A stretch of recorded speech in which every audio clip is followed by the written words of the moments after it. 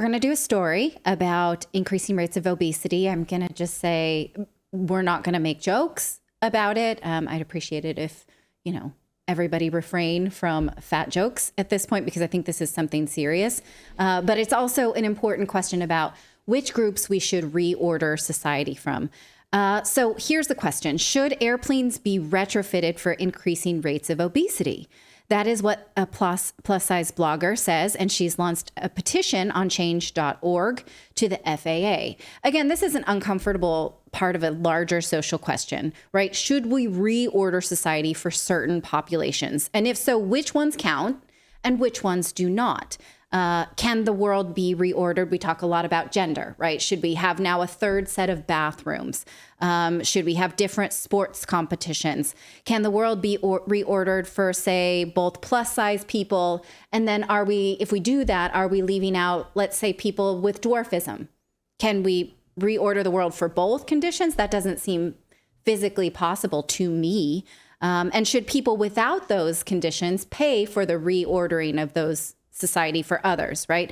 The petition for plus size travel demands that airlines standardize and make clear their policy for plus size travelers. This is the blogger who is advocating for that. That's, fine and fair enough to have clear policies, because if you're a plus size person, you don't know until you get there, are you going to have to buy an extra seat? Are you going to be penalized? But they also asked for extra seats for free, priority boarding, and larger bathrooms. But the women behind this petition does admit that this will increase flying costs for all of us, not just plus size travelers. So by this rationale, people with dwarfism, I guess, would board last or be further inconvenienced if the bathrooms are bigger, right? So are we choosing groups then? Why would we choose one group over another? What about people with gigantism, right? People who are 8 feet tall, or me, I'm 6'2", and my knees are constantly hitting the seats in front of me, right? Yeah. And my head constantly bangs against the ceiling of the airplane. Right. Should we reorder the airplane because I'm super tall? I am eating carnivore, so I don't want to see any chips or any food like that on the plane. I need only meat. Okay. Right. You don't want vegetarian meals near you because it makes you... I don't even want to smell vegetables. It makes you sick to see vegetables. Okay.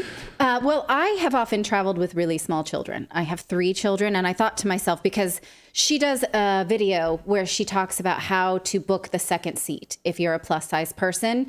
And many airlines, such as Southwest, make you book a second seat and also sort of put in a name for that passenger. And I guess you put your name twice.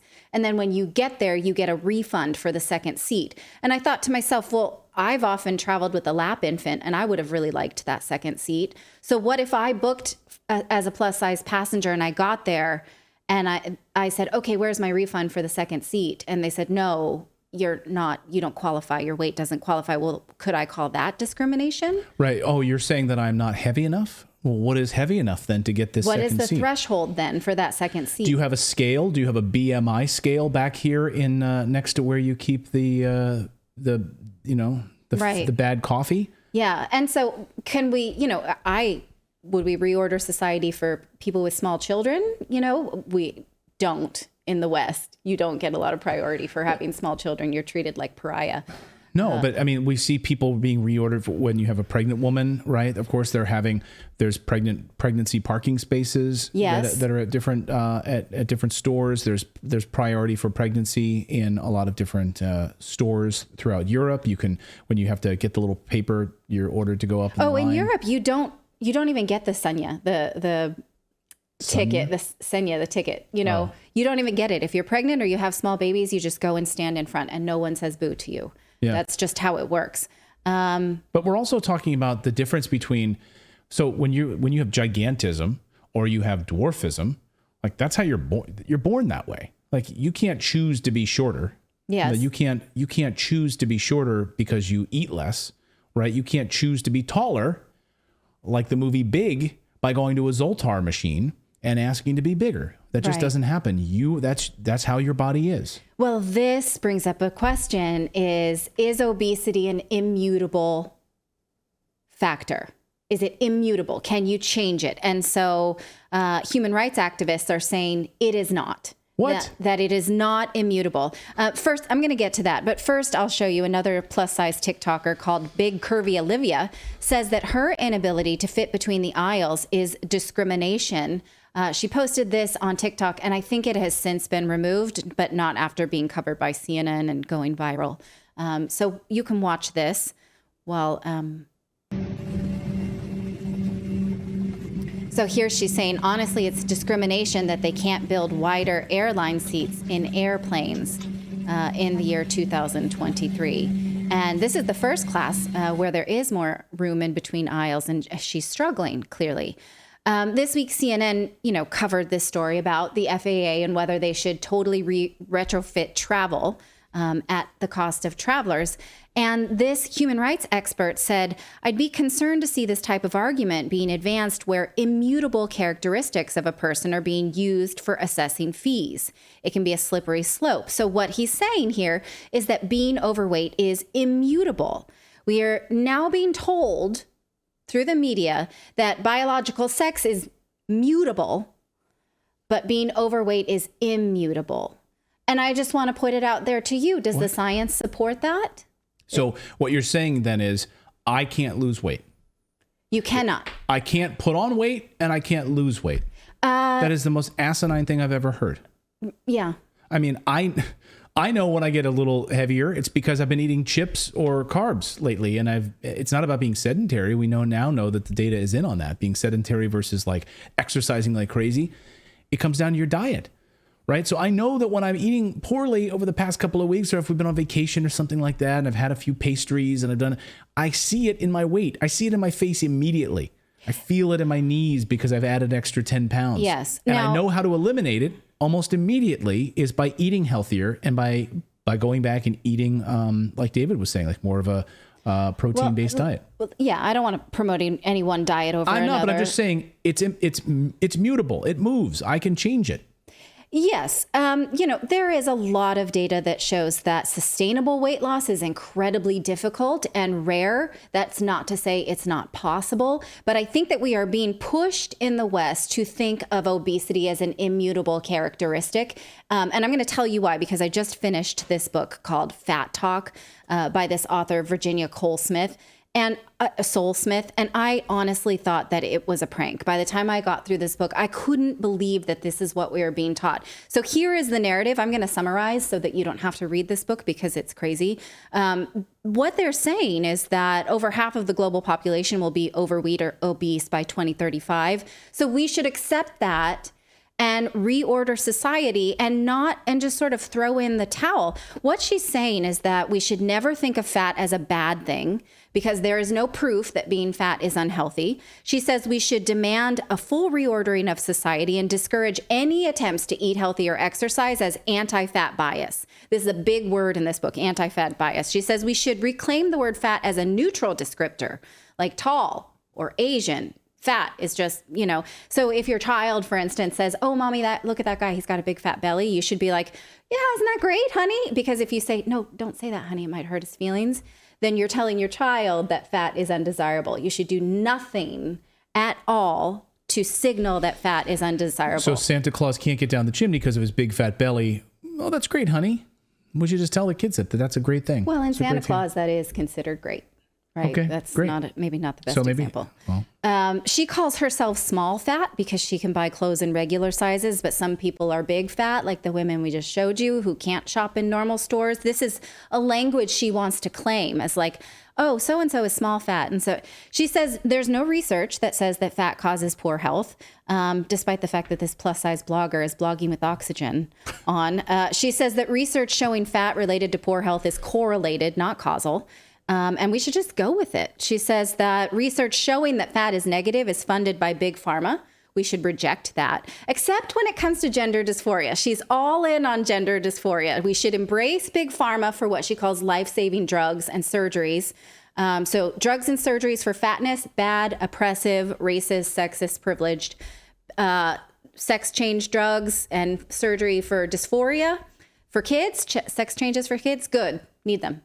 Necessary. What I don't understand is we were told, of course, that during COVID, right, that if you're morbidly obese, if you have diabetes, if you have other comorbidities, that COVID would adversely affect you, right? She doesn't think fat is a comorbidity at all. She thinks that has yet to be proven. She also thinks if your children want to throw a laser tag birthday party, that's thin privilege. They shouldn't do that. It's biased because laser tag places don't have fat enough suits for our increasingly fat children.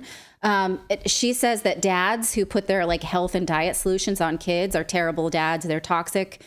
She says sports shouldn't be so intense because kids won't be pro athletes anyway. So they should just tone it down so that fatter kids can participate. And we shouldn't put fat kids in them for exercise, only if they want to do it, or change the sport altogether. She literally says, why is there a weight requirement for participating in rowing? Why doesn't anyone just build a faster boat or a better boat to fit more people? She says, if you're not fat, you have thin privilege, like white privilege, and you must reckon for that. She says that we should never avoid buying any junk food in our homes because that shows anti-fat bias. And then if I make a dinner for my children, I need to put all the junk food on the table and they choose what they want. And if they don't eat my dinner, then that's just okay. Then that has to be all right if they only eat Oreos. You know what this is leading to? Remember Wall-E? When those people are I've thought of that the whole time reading this book. Yeah, Wall-E, of course, the Disney movie where, they're like on like motorized carts in space. Yeah, and even totally disenfranchised. Yes. Yeah. They just drive around with big Slurpees and big sodas in their hand. Yeah. I mean, think of that. Like I make a dinner for my kids. Like I make a chicken pot pie and I put it out and they're like, no, I'd rather eat the cookies. And I guess, my efforts be damned. Screw you, Mom. Yeah, you should listen to this woman in this book.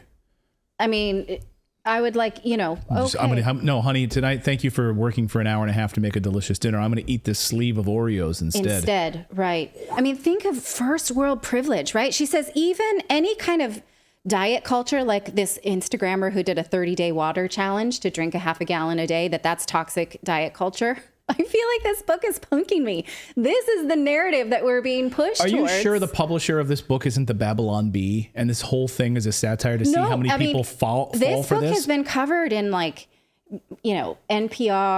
it's New York Times. Like this is a book making its way around the parenting, community. I could totally picture like moms groups getting together. This is like their book club book where they get together and drink wine and they talk about it. And they, like in New York City or New Jersey. I was making her feel bad by telling her, that she had to eat cheese with her snack or she couldn't. Or here's a big one. If you tell your kids, like I do this all the time, they come home from school and they're like, I'm hungry. And I'm like, dinner's in half an hour. You'll eat then.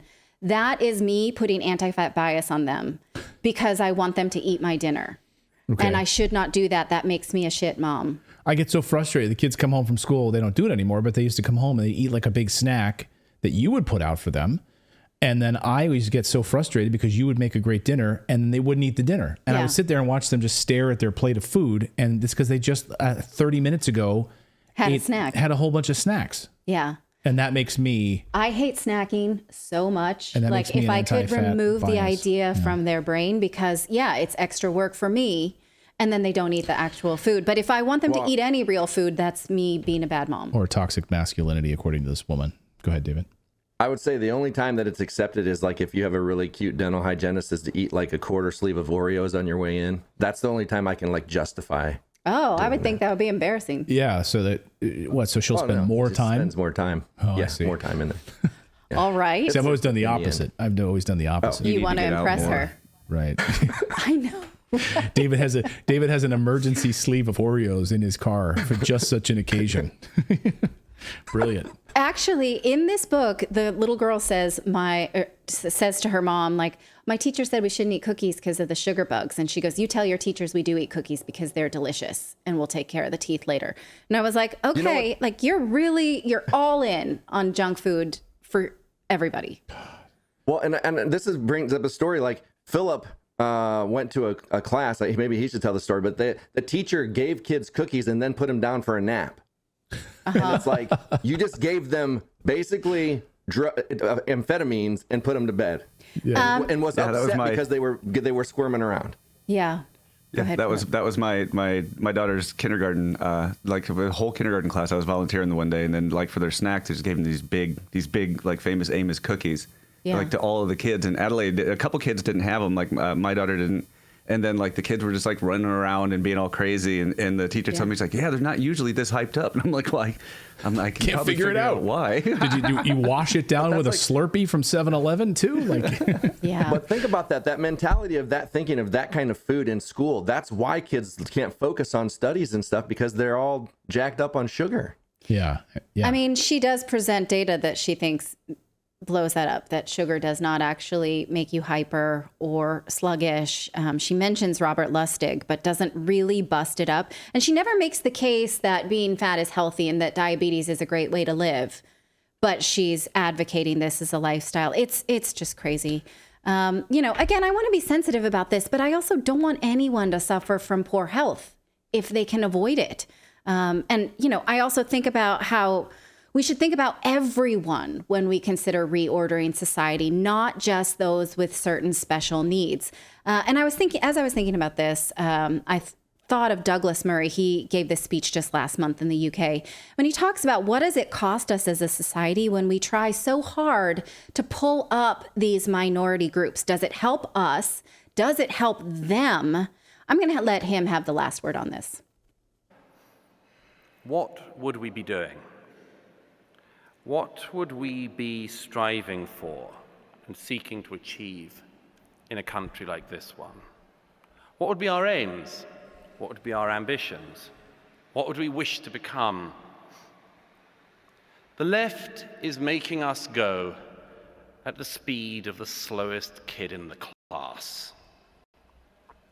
And we need to say, we don't have time for this.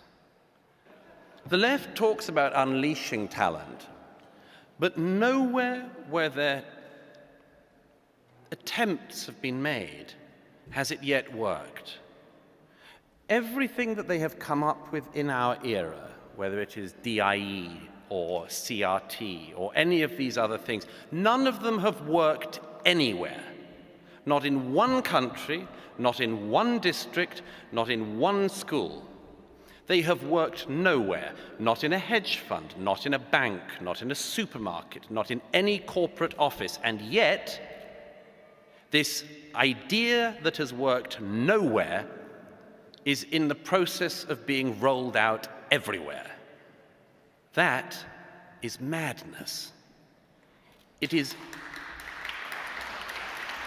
madness to try to follow a process that has never yet unleashed talent.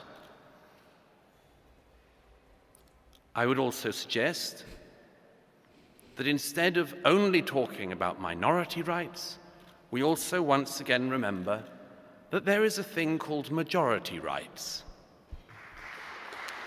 That as important as minority rights are, majority rights matter as well. You might like to help 0.2% of the population, but how about giving a damn about 51%? Oh, that's such a great point. Yeah. You can go down all sorts of rabbit holes about during the Clinton administration and the reordering of society around the Americans with Disabilities Act. I believe that was the name of it at the time. And so all of these communities that had no money and that had no people with physical disabilities had to reorder their entire streets and cut into their curbs and cut and put ramps into all of the curbs and in all of these little small towns that had no people in wheelchairs walking in, down the streets, and literally right next to a driveway that had a ramp in case they needed to cross, but literally right there. But it didn't matter. They still had to funnel and all of this money into that. And that's not to say that, yes, there are great progress made for ramps for people being able to go into restaurants and all of this with people with disabilities. But I think the reordering of society for just carte blanche without any awareness about how this could affect the majority and the money that it takes to do this is absolutely ridiculous. Yeah. So let us know what you think of this in the chat. This was a super uncomfortable topic, but I thought it was important to bring it up as we think about, how we advocate for reordering society for one group at a time. Where does it end? And where does that 51% of us, where do we go? Thank you so much for watching this segment here at Redacted. We are live every day at 4 p.m. Eastern Time, trying to share the stories that the mainstream media will not cover. You should also come over and join our community of Redacted Rebels over at redacted.inc. That's our private locals community where we can share exclusive content that we simply cannot share here on YouTube. Come over and join the rebellion together right now by going to redacted.inc. We'll see you next time.